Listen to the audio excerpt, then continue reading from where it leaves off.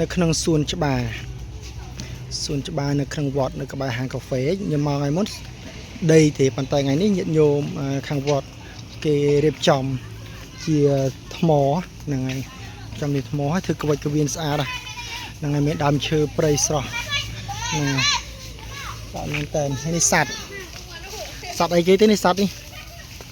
ដេកនេះទៀតនេះសត្វអីគេទេនេះសពូចខ្ញុំសំពូចនេះសពូចមកគូនេះសពូចសត្វសំពូច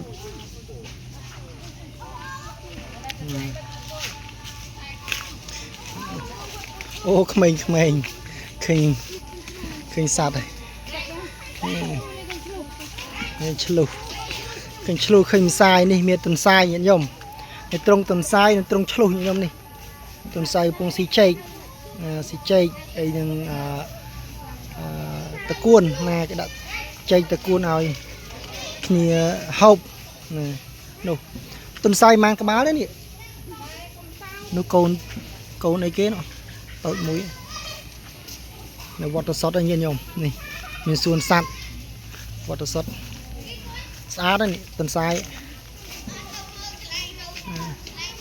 នោះកូនឆ្លុះតូច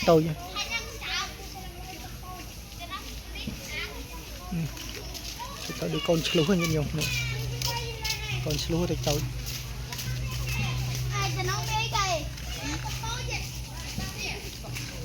ស្អាតញាតិញោមរៀបចំបានល្អពេលភ្លៀងមកត្រជាក់ទៅឈឹងទៅឆៃណាមានព្រៃស្អាត